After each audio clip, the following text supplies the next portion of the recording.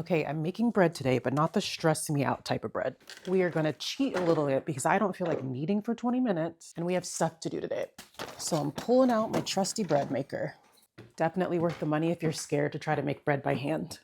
If you've never used a bread maker before, this thing is basically just a lazy oven that does everything for you. Gotta get some flour. Yikes, I'm running out of flour. I think I have another one in the freezer. Pretty sure I have another one in the freezer. And I keep my yeast in the refrigerator, so let's grab that. Don't judge my messy refrigerator.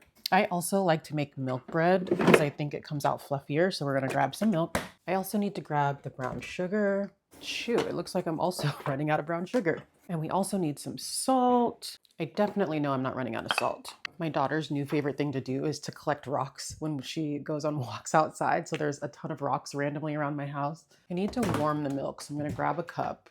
I'm just gonna put it in a little mini mason jar.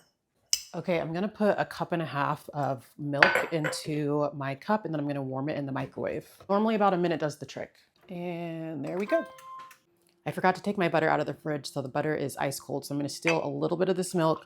I'm gonna drop my butter in here so that it gets soft. Like that.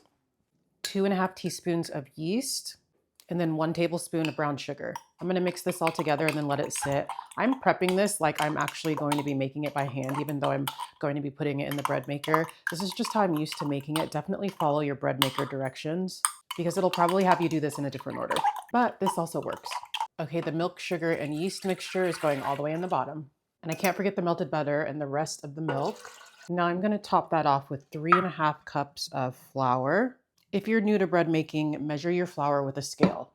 It's very easy to accidentally put too much flour in your recipe.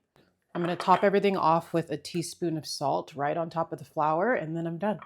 Now this thing just has a dough setting. I'm just gonna make the dough in here, and then I'm gonna take the dough out and do the rest by hand and in the oven. Bread makers can also bake the bread for you. I just don't like the way it turns out. So I use it to make my dough, and then I do the rest myself.